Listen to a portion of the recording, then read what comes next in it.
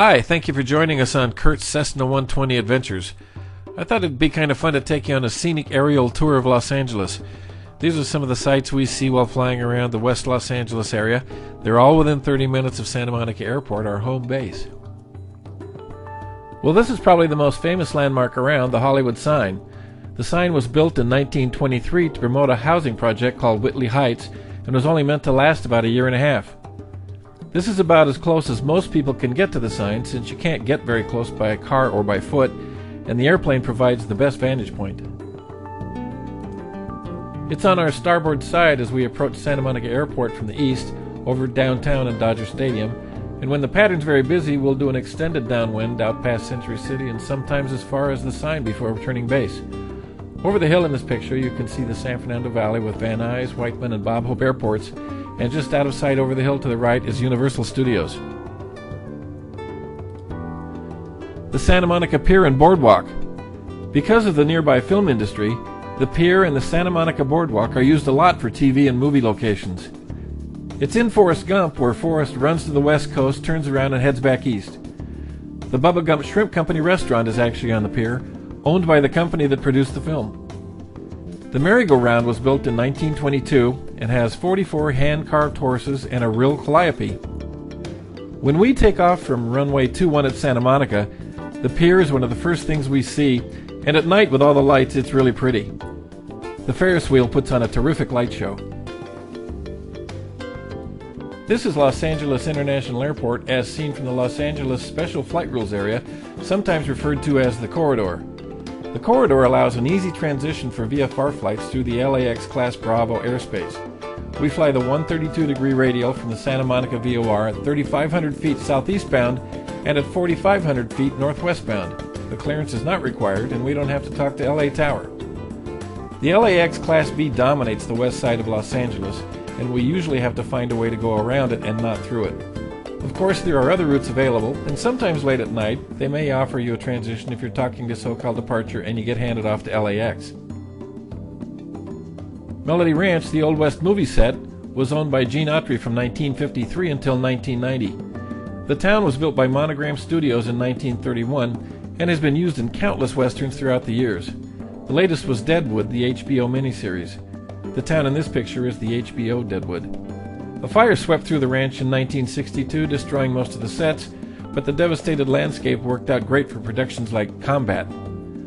We usually see the town on our way back from Agua Dulce. It's in Santa Clarita, just north of the San Fernando Valley. Pepperdine University. In 1937, George Pepperdine founded the university as a Christian liberal arts college in the city of Los Angeles. But by the 1960s, the area around the Vermont Avenue campus developed issues with crime and urban decay. In 1967, 138 acres of Malibu land was offered, and in 1972 the Malibu campus opened. It's hard to imagine a more beautiful campus. The Ronald Reagan Presidential Library is located in Simi Valley, which is just west of the San Fernando Valley. It has thousands of artifacts from his life, including movie memorabilia and exhibits on the Cold War, and Reagan's extensive travels aboard Air Force One. His Air Force One, a Boeing 707, is on display in the 90,000 square foot hangar adjacent to the library. It's the large white building in this picture. This 707 was also used by 6 other presidents in its active service, from Richard Nixon to George W. Bush. In June of 2004, President Reagan was laid to rest in the underground vault at the library. We fly over the library on our way back from Camarillo, our usual Saturday breakfast run. The J. Paul Getty Museum is located in the Sepulveda Pass in Brentwood, just north of Santa Monica Airport. The museum exhibits classical sculpture, paintings, drawings, manuscripts, decorative arts, and photographs. We fly past this every time we go north if we don't take the shoreline route over the Santa Monica Pier. This is Dodger Stadium in downtown Los Angeles looking to the southwest. We have to be careful during baseball season because there's a TFR over the stadium when baseball games are in progress. The Point Fermin Lighthouse in San Pedro is located just south of LAX.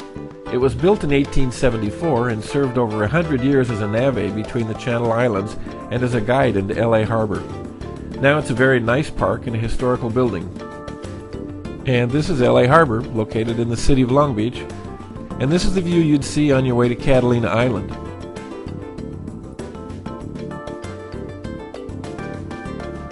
This is Avalon Bay in the city of Avalon on Catalina Island. This is a really fun place to fly. The airport is on a chopped-off mountaintop with 1,600-foot cliffs on each side and a hump in the middle of the runway, so you can't see one end from the other end. Many people will tell you, though, that the scariest part of the trip is the 30-minute ride down the winding roads from the airport to Avalon on the shuttle bus. Well, that's about it. I hope you enjoyed seeing some of the sights we get to see flying around the Los Angeles area. Please visit our website at c120pilot.com or email us at kurt@c120pilot.com. I'd really enjoy hearing any comments or suggestions you have. And until next time, clear skies and happy flying.